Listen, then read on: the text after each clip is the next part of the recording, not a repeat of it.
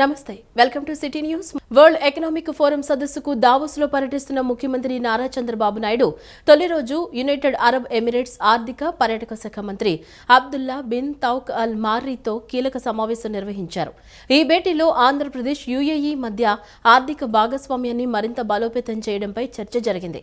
Andhra Pradesh food processing రంగంలో UAE, Dubai food cluster ఏర్పాటు చేసేందుకు అల్ మార్రీ అంగీకారం తెలిపారు. వరల్డ్ ఎకనామిక్ ఫోరం సదస్సుకు దావోస్లో పర్యటిస్తున్న ముఖ్యమంత్రి నారా చంద్రబాబు నాయుడు తొలి రోజు యునైటెడ్ అరబ్ ఎమిరేట్స్ ఆర్థిక పర్యాటక శాఖ మంత్రి అబ్దుల్ బిన్ తౌక్ అల్ మర్రీతో కీలక సమావేశం నిర్వహించారు. ఈ భేటీలో ఆంధ్రప్రదేశ్, యుఏఈ మధ్య ఆర్థిక భాగస్వామ్యాన్ని మరింత బలోపేతం చేయడంపై చర్చ జరిగింది. ఆంధ్రప్రదేశ్ ఫుడ్ ప్రాసెసింగ్ రంగంలో యుఏఈ, దుబాయ్ ఫుడ్ క్లస్టర్ ఏర్పాటు చేసేందుకు అల్ మర్రీ అంగీకారం తెలిపింది. అలాగే యుఏఈకి చెందిన సుమారు 40 సంస్థలు ఏపీలో ఏర్పాటు చేసేలా తోడ్పాటు అందిస్తామన్నారు. మరోవైపు ఆహార భద్రత, లాజిస్టిక్స్, పోర్ట్ ఆధారిత పరిశ్రమలు, పునరుత్పాదకత శక్తి, పట్టణాభివృద్ధి, పర్యాటకం, మౌలిక వసతుల రంగాల్లో పెట్టుబడుల అవకాశాలను అల్ మర్రీకి ముఖ్యమంత్రి వివరించారు. యుఏఈకి చెందిన షరాఫ్ గ్రూప్ ఆంధ్రప్రదేశ్లో మల్టీ మోడల్ లాజిస్టిక్స్ పార్క్ ఏర్పాటు చేయాలనే ప్రతిపాదనపై చర్చ జరిగింది. లైట్ గేజ్ స్టీల్ ఫ్రేమింగ్ సాంకేతికతతో అమరావతిలో ఆధునిక నిర్మాణ యూనిట్ ఏర్పాటు, డీపీ వరల్డ్తో కలిసి ఆంధ్రప్రదేశ్లో పెద్ద స్థాయి పోర్ట్ టెర్మినల్స్, లాజిస్టిక్స్, మౌలిక వసతుల అభివృద్ధి, ఎన్ఓసి సంస్థ ద్వారా ఫ్లోటింగ్ స్టోరేజీ, రీగ్యాసిఫికేషన్ యూనిట్ ఏర్పాటు, విశాఖలో Lulu group mega shopping mall నిర్మాణంపైన చర్చించారు. యుఏఈతో వ్యూహాత్మక భాగస్వామ్యం ద్వారా ఏపీలో పరిశ్రమలు, ఉపాధి అవకాశాలు, ఎగుమతులు మరింత వేగంగా పెరుగుతాయని ముఖ్యమంత్రి ఆశాభావం వ్యక్తం చేశారు. దీనిపై సానుకూలంగా స్పందించిన యుఏఈ మంత్రి అబ్దుల్లా బిన్ తౌక్ అల్ మర్రీ భవిష్యత్తులో యుఏఈ ప్రభుత్వంతో పాటు ప్రముఖ సంస్థల భాగస్వామ్యాన్ని మరింత విస్తరించేందుకు పూర్తి సహకారం అందిస్తామని హామీ ఇచ్చారు. ఈ సమావేశంలో కేంద్ర మంత్రి రామ్మోహన్ నాయుడు, మంత్రులు నారా లోకేష్, టీజీ భరత్ పాల్గొన్నారు.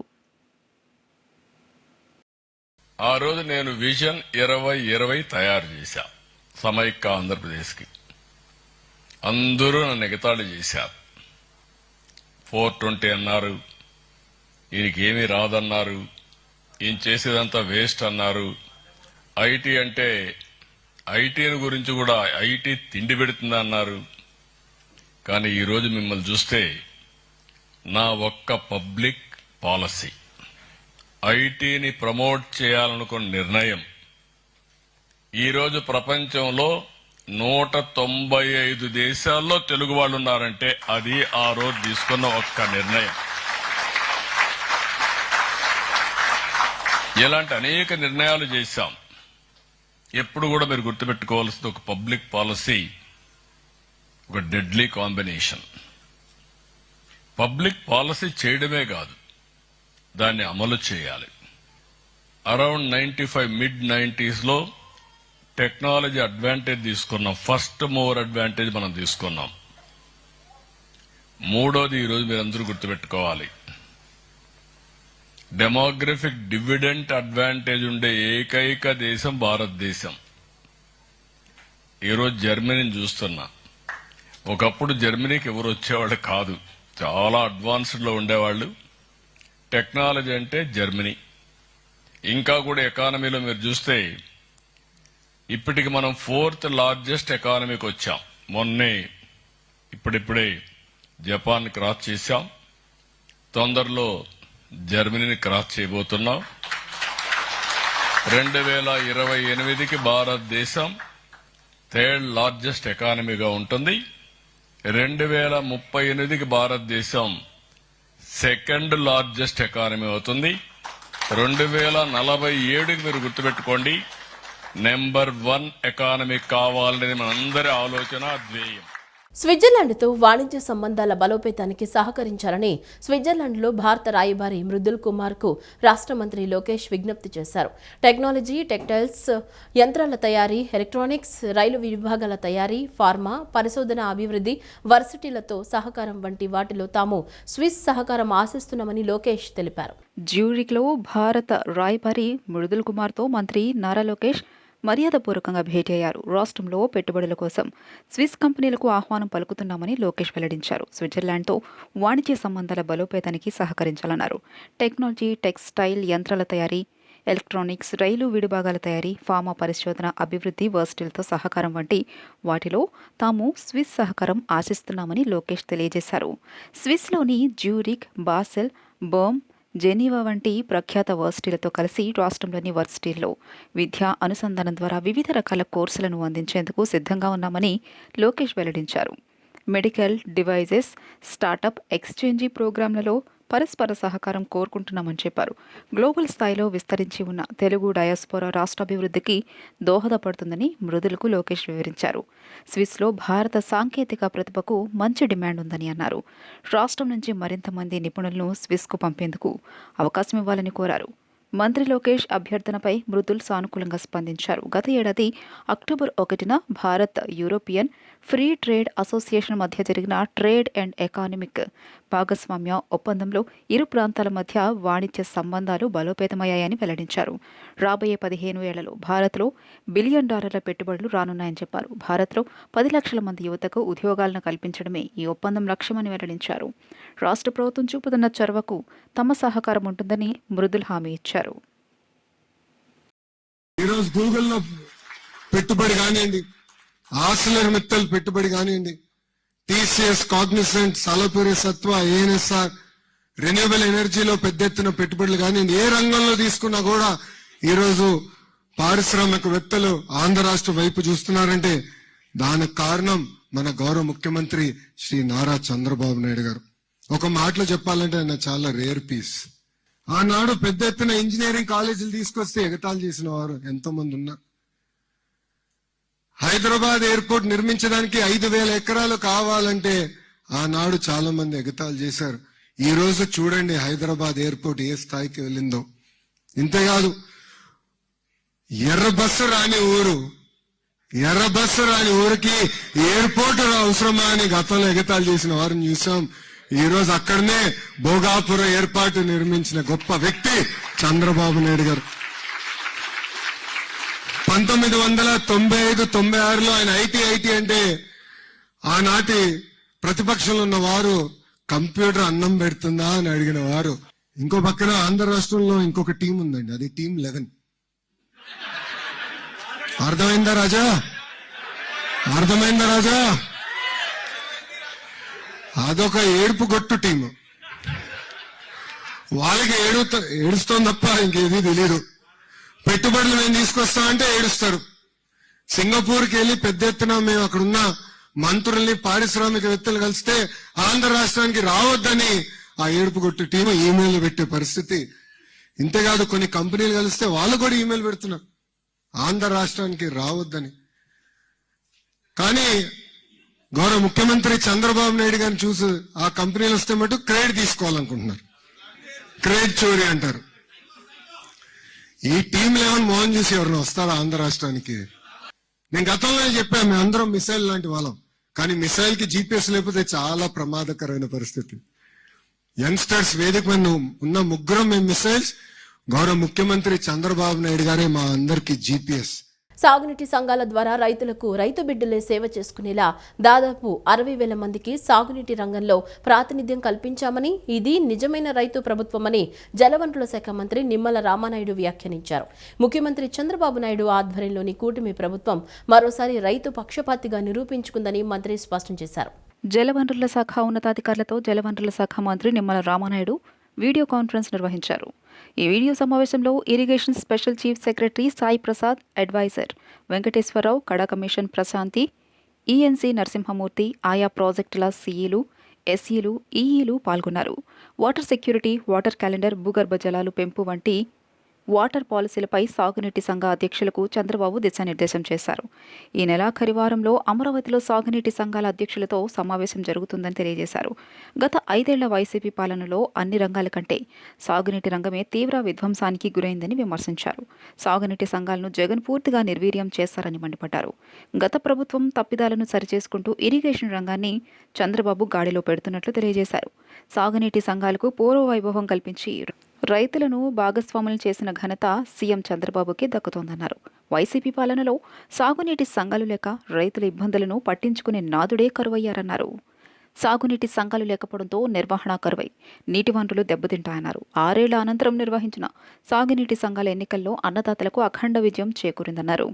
కూటమిలోని అన్ని పార్టీల ఐక్యతకు అన్నదాతలు ఏకపక్షంగా మద్దతు పలికారు. సాగునీటి సంఘాల ద్వారా రైతులకు రైతు బిడ్డలే సేవ చేసుకునేలా దాదాపు 60,000 మందికి సాగునీటి రంగంలో ప్రాతినిధ్యం కల్పించాం. ఇది నిజమైన రైతు ప్రభుత్వమని వ్యాఖ్యానించారు. ముఖ్యమంత్రి చంద్రబాబు నాయుడు ఆధ్వర్యంలోని కూటమి ప్రభుత్వం మరోసారి రైతు పక్షపాతిగా నిరూపించుకుందని జలవనరుల శాఖ మంత్రి నిమ్మల రామానాయుడు స్పష్టం చేశారు. రాష్ట్రంలో ఖరీఫ్ సీజన్ ఇప్పటి వరకు 6,83,623 మంది రైతుల నుంచి 41.69 లక్షల మెట్రిక్ టన్నుల ధాన్యం కొనుగోలు చేసి 24 గంటల్లో 9,800 కోట్ల రూపాయలు రైతుల ఖాతాల్లో నేరుగా జమ చేయడం జరిగిందని పౌర సరఫరాల శాఖ మంత్రి నాదెండ్ల మనోహర్ తెలిపారు. రైతులు ఇబ్బందులు పడకుండా తొలిసారిగా ప్రత్యేక రైలు సదుపాయం కల్పించి కృష్ణా మరియు గుంటూరు జిల్లాల నుంచి ధాన్యం తరలింపు చేపట్టామని పేర్కొన్నారు. రాష్ట్రంలో ధాన్యం కొనుగోలు అంశంపై నగరంలోని అశోక్ నగర్ రాష్ట్ర పౌర సరఫరాల కార్యాలయంలో ఆ శాఖ అధికారులతో మంత్రి నాదెండ్ల మనోహర్ సమీక్ష సమావేశాన్ని నిర్వహించారు. అనంతరం మంత్రి మాట్లాడుతూ 2025-26 ఖరీఫ్ మాసంలో ఇప్పటి వరకు కొనుగోలు చేసిన ధాన్యానికి సంబంధించిన చెల్లింపుల్లో 94% నగదు 24 గంటల్లోపే రైతుల ఖాతాలో నేరుగా జమ చేయడం జరిగిందని తెలియజేశారు. ఇకపై ఉదయం ధాన్యం కొనుగోలు జరిగితే అదే రోజు సాయంత్రం రైతు ఖాతాలో నగదు జమ అయ్యే విధంగా చర్యలు తీసుకోవాలని అధికారులను ఆదేశించారు.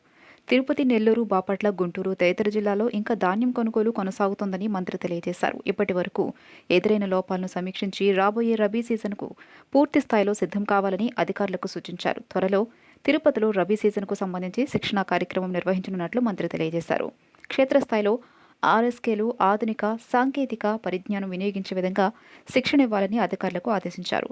రైతులకు కనీస మద్దతు ధర అందించడమే లక్ష్యంగా కూటమి ప్రభుత్వం కట్టుదిట్టంగా పనిచేస్తుందని మంత్రి స్పష్టం చేశారు. ఈ సమావేశంలో civil supply VC and MD Dilli Rao, IAS, పౌర సరఫరాల శాఖకు చెందిన ఉన్నతాధికారులు పాల్గొన్నారు. విపరీతమైన పొగమంచు కారణంగా విజయవాడ అంతర్జాతీయ విమానాశ్రయంలో విమాన సర్వీసులు ఆలస్యంగా నడిచాయి. గత 5 రోజుల నుంచి ఇదే పరిస్థితి కొనసాగడంతో విమానాల రాకపోకలపై తీవ్ర ప్రభావం చూపుతోంది. ఈ రోజు ఉదయం సింగపూర్ నుంచి 7:45 రావాల్సిన విమానం 9 గంటలకు ల్యాండ్ అయింది. హైదరాబాద్ నుంచి వచ్చే ఇండిగో విమానాలు గంటకు పైబడి ఆలస్యంగా నడిచాయి. విజయవాడ నుంచి ఢిల్లీ విమానాశ్రయానికి ఈ రోజు ఉదయం 9 గంటలకు వెళ్లాల్సిన విమానం 45 నిమిషాలు ఆలస్యంగా బయలుదేరింది. గన్నవరం నుంచి విశాఖపట్నం ఉదయం 7:30 వెళ్లాల్సిన విమానం 9:40 ఆలస్యంగా బయలుదేరి వెళ్లింది. విమానాల రాకపోకలు ఆలస్యం కావడంతో ప్రయాణికులు కొంతమేర అసౌకర్యానికి గురయ్యారు. ఢిల్లీ నుంచి వచ్చే విమాన సర్వీసులు 45 నిమిషాల పాటు ఆలస్యంగా చేరుకున్నాయి.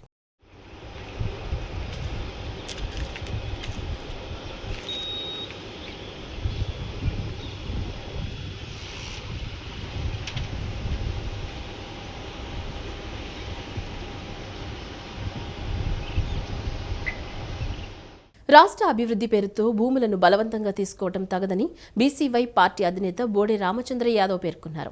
సుమారు 70 సంవత్సరాల వక్ఫ్ బోర్డు ఆధీనంలో ఉన్న 71 ఎకరాల భూమిని బలవంతంగా లాక్కోవడం చట్టవిరుద్ధమన్నారు. పరిశ్రమల, ఇతర సంస్థల ఏర్పాటుకు పనికిరాని భూములు ఉపయోగించుకోవాలి కానీ రైతుల భూములు, వక్ఫ్ బోర్డు, దేవాలయాలు, అటవీ భూములను తీసుకోకూడదని సూచించారు.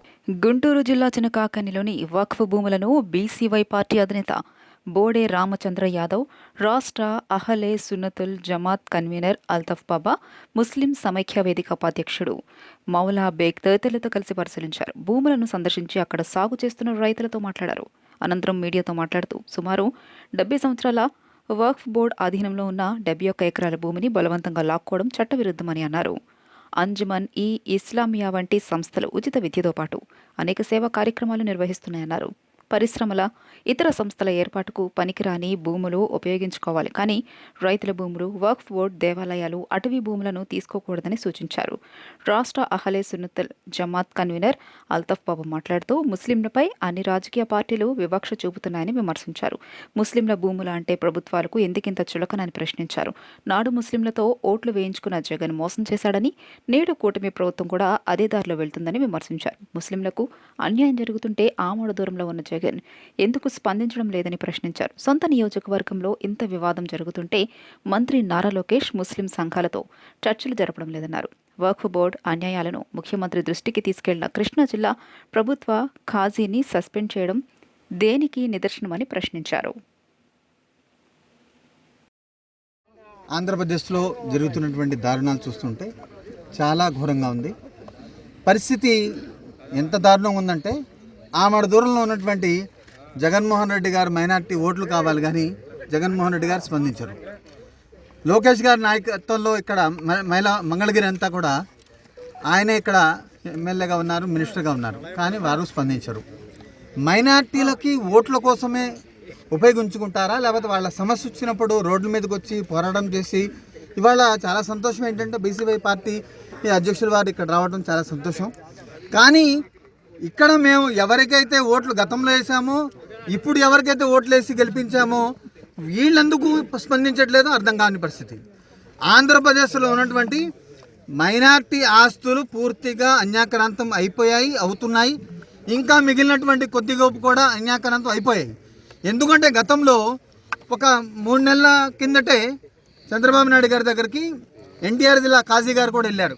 మా 300 ఎకరాలు ఉన్నాయి, మీకు కావాలంటే రాజధాని ఏరియా కోసం డెవలప్మెంట్ కోసం మేము కూడా సంబంధించి ప్లానింగ్ కూడా జరుగుతోంది. ఖచ్చితంగా ఈరోజు ముఖ్యంగా ఈ రాష్ట్రంలో రాజధాని అనేది ఒక నిజంగా చెప్పాలంటే ఒక బాధాకరమైన అంశం ఏంటంటే రాజధాని అనేది వీళ్ళ యొక్క అవినీతికి కేంద్రంగా చేసుకొని ఈరోజు రాజధాని ప్రాంతంలో భూసేకరణ జరుగుతోంది. దీనికి సంబంధించి నిజానిజాలన్నీ కూడా బయటకు తీసుకొచ్చి రాజధాని ప్రాంత రైతులకు మద్దతుగా బీసీవై పార్టీ తొందరలోనే ఒక ప్రణాళికతో ముందుకొస్తున్నాం. ఖచ్చితంగా పోరాటం చేస్తాం. బలవంతంగా ఈరోజు భూసేకరణ చేపట్టే కార్యక్రమం జరుగుతోంది. దీనికి వ్యతిరేకంగా ముస్లిం సోదరులు రైతులు చేస్తున్న పోరాటంలో మద్దతు ఇవ్వడానికి బీసీవై పార్టీ ముందుకొచ్చింది.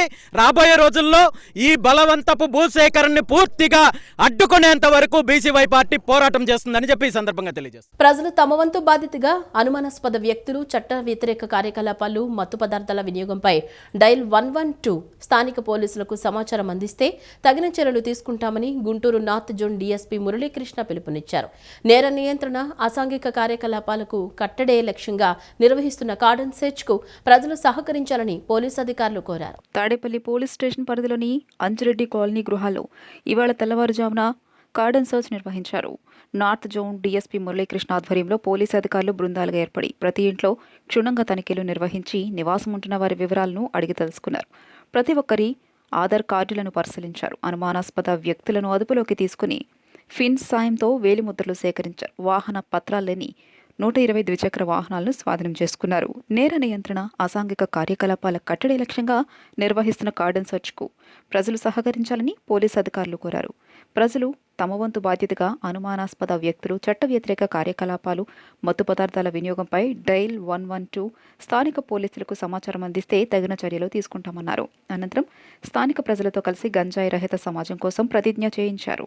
ఈ కార్డన్ సర్చ్ ఆపరేషన్లో డీఎస్పీ మురళీకృష్ణ, తాడేపల్లి సిఐ వీరేంద్రబాబు, ఎస్ఐలు నారాయణ, ఖాజావలి, ప్రదీప్, అపర్ణ, సాయికుమార్, పోలీస్ సిబ్బంది పాల్గొన్నారు. గుంటూరు డిస్ట్రిక్ట్ని గాంజా రహిత జిల్లాగా చేయాలనే ప్రధానమైన ఉద్దేశంతో మన Guntur range IGP Shri Sarvashreshtha Tripathi IPS గారు, అలాగే గుంటూరు ఎస్పీ శ్రీ వకుల్ జిందాల్ ఐపీఎస్ గారు అనేకమైన కార్యక్రమాలని ఏర్పాటు చేస్తున్నారు. అందులో భాగంగా ఈరోజు తాడేపల్లి మండలం అంజిరెడ్డి కాలనీలో కార్డినెన్స్ సెర్చ్ కార్యక్రమాన్ని ఏర్పాటు చేస్తాం. ఇందులో తాడేపల్లి సిఐ శ్రీ వీరేంద్ర గారు, అలాగే దాదాపు 10 మంది సబ్ ఇన్స్పెక్టర్స్, అలాగే మేము దాదాపుగా 120 మంది సిబ్బంది ఇందులో పాల్గొన్నారు. ఈ కార్డినెన్స్ సెర్చ్లో పాత నేరస్తుల్ని, అలాగే రౌడీస్ని, సస్పెక్ట్స్ని, గతంలో గాంజాలో అరెస్ట్ అయినటువంటి వాళ్ళని కొంతమందిని కూడా గుర్తించి వాళ్ళని కౌన్సిలింగ్ చేయడం కూడా జరుగుతుంది. అదేవిధంగా ఈ కార్డినెన్స్ సెర్చ్లో 120 మోటార్ సైకిల్స్ని, వెహికల్ రికార్డ్స్ లేనివి, అలాగే నెంబర్ ప్లేట్ లేనివి స్వాధీనం చేసుకున్నాము. వీటిని ఇప్పుడు కొంతమంది రికార్డ్స్ ఉన్నాయి అని చెప్తున్నారు, కొంతమంది బయట ఉన్నాయని అంటున్నారు. వాటిని అన్ని కూడా వెరిఫై చేసి వాటి యజమానికి అప్పగించడం జరుగుతుంది. రికార్డు లేని వాటి మీద తగు చర్య తీసుకోవడం. కృష్ణా జిల్లాలోని బందరు మండల పరిధిలో పలువురు యువకులు రెచ్చిపోయారు. గొడ్డలితో కేక్ కట్ చేయడమే కాకుండా గ్రామంలోని ప్రజలను తీవ్ర భయాందోళనకు గురి చేస్తున్నారు. ఆ గ్రామానికి చెందిన రామ్కి, సంతోష్, రాజేష్గా పోలీసులు గుర్తించారు. గ్రామస్తుల ఫిర్యాదు మేరకు సదరు యువకులను పోలీస్ స్టేషన్కు పిలిపించి పోలీసులు విచారిస్తున్నారు. కృష్ణా జిల్లా మచిలీపట్నం పెదపట్నంలో న్యూ ఇయర్ వేళ డిసెంబర్ 31న పూటుగా మద్యం సేవించి రాంకీ, సంతోష్, రాజేష్ అనే ముగ్గురు యువకులు గొడ్డలతో కేక్ కట్ చేయడమే కాకుండా భయాందోళనలు సృష్టించారు. అలాగే జనవరి 14న కనుమ రోజు కూడా వారు మద్యం సేవించి గ్రామంలో హల్చల్ చేశారని గ్రామస్తులు పోలీసుల దృష్టికి తీసుకెళ్లారు. ప్రశాంతంగా ఉండే గ్రామంలో అరాచకం సృష్టిస్తున్న ఆ యువకులపై చర్యలు తీసుకోవాలని ఫిర్యాదు చేశారు. ఈ నేపథ్యంలో ముగ్గురు యువకులను పోలీసులు స్టేషన్కు పిలిపించారు. ఈ సందర్భంగా వారిని తమదైన శైలిలో పోలీసులు విచారిస్తున్నట్లు తెలుస్తుంది. కూటమి ప్రభుత్వం కొలువుదీరిన తర్వాత యువత చెడు మార్గం పట్టకుండా ఉండేందుకు పటిష్ట చర్యలు చేపట్టింది. అందులో భాగంగా సోషల్ మీడియాలో వారు చేస్తున్న పోస్టులపై ప్రత్యేకంగా దృష్టి సారించింది. యువతకు నైతిక విలువలు నేర్పే దిశగా ప్రభుత్వం ప్రత్యేక చర్యలు చేపట్టింది. భారత బ్యాడ్మింటన్ దిగ్గజం సైనా నెహ్వాల్ ఆటకు వీడ్కోలు పలికారు. మహిళల బ్యాడ్మింటన్కు మార్గదర్శిగా నిలిచి ఎన్నో అత్యుత్తమ విజయాలందుకున్న సైనా తాను ఇక ఆడలేనని ఓ పాడ్కాస్ట్ వేదికగా చెప్పారు. దీర్ఘకాలిక గాయాల కారణంగానే ఈ నిర్ణయం తీసుకున్నట్లు వెల్లడించారు. 2 ఏళ్ల క్రితమే ఆడటం మానేసా. నాంతటా నేనే ఆటలోకి వచ్చా. నాంతటా నేనే నిష్క్రమిస్తున్నా. ప్రత్యేకంగా రిటైర్మెంట్ ప్రకటించాల్సిన అవసరం లేదనుకున్నా. ఏ మాత్రం ఆడగలిగే సామర్థ్యం లేనప్పుడు కథ ముగిసినట్లే. ఆర్థరైటిస్ వచ్చింది. కార్టిలేజ్ పూర్తిగా డ్యామేజ్ అయింది. ఇక నేను ఆ స్థాయిలో ఆడలేనని నా తల్లిదండ్రులు, కోచ్లకు చెప్పాల్సి వచ్చింది. మరేం పర్వాలేదు. ప్రపంచ నెంబర్ 1గా నిలిచిన సైనా ఇక ఆడటం లేదని అభిమానులు క్రమంగా అర్థం చేసుకుంటారు. తేలికపాటి శిక్షణకే మోకాళ్లు సహకరించడం లేదు. అందుకే ఈ నిర్ణయం తప్పనిసరి అయింది. ఇంతకుముందు రోజుకు 8 నుంచి 9 గంటలు శిక్షణ తీసుకునేదాన్ని. ఇప్పుడు 1-2 గంటల్లోనే మోకాలు వాపు వచ్చేస్తోంది. అప్పుడు అనిపించింది ఇక ఆటను ముందుకు నెట్టలేను అని సైనా స్పష్టం చేశారు. 2012 లండన్ ఒలింపిక్స్లో కాంస్య పథకం సాధించిన సైనా చివరిసారిగా 2023 సింగపూర్ ఓపెన్లో పాల్గొన్నారు. ఆ తర్వాత నుంచి మోకాళ్ల నొప్పులతో పూర్తిగా విశ్రాంతిలో ఉన్నారు. 2016 రియో ఒలింపిక్స్లో ఎదురైన మోకాలి గాయం ఆమె కెరీర్ను తీవ్రంగా ప్రభావితం చేసింది. అయినప్పటికీ 2017 ప్రపంచ ఛాంపియన్షిప్లో కాంస్యం, 2018 కామన్వెల్త్ గేమ్స్లో స్వర్ణం గెలిచి సత్తా చాటారు. కానీ ఆ తర్వాత కూడా గాయాలు వెంటాడుతూనే వచ్చాయి. 2024లోనే ఆర్థరైటిస్ వచ్చిందని, ఎలైట్ స్థాయిలో పోటీ పడేంత శక్తి ఇక లేదని సైనా వెల్లడించారు. భారత బ్యాడ్మింటన్ చరిత్రలో సువర్ణ అధ్యాయాన్ని లిఖించిన సైనా నెహ్వాల్ ఆటకు వీడ్కోలు పలికిన ఆమె స్ఫూర్తి మాత్రం తరతరాలకు మార్గదర్శకంగా నిలవనుంది. मैं ये सोचती थी कि मैं एंटर भी अपनी मर्जी से हुई थी और मैं निकल भी अपनी मर्जी से गई, तो ज़्यादा कुछ उसको अनाउंस करने की ज़रूरत नहीं है. You are not capable of playing any more, that's it, it's fine. You know, आपका जो कार्टिलेज है वो टोटली डिजेनरेट हो चुका है, आर्थराइटिस हो चुका है. That's what my parents needed to know that, my coaches needed to know that, and I just told them आप मुझसे शायद होगा नहीं. You know, it's difficult, and slowly people also will know when I'm not in the circuit के साइना नहीं खेल रही है, obviously. But I didn't think कि इतना बड़ा matter है कुछ बोलने का कि I'm retiring or anything, but I just thought कि my time is up because I can't push much. My knee is not able to push as much as before. जो आप 8-9 घंटे की ट्रेनिंग करते हैं to be the best in the world, अभी मेरा knee was giving up in 1-2 hours क्योंकि वो स्वेलिंग आ रही थी, and it was very tough for me to push after that. तो मुझे लगा कि I think it's enough, I can't push it any more. या ఈ వార్తలు ఇంతటితో సమాప్తం. నమస్కారం.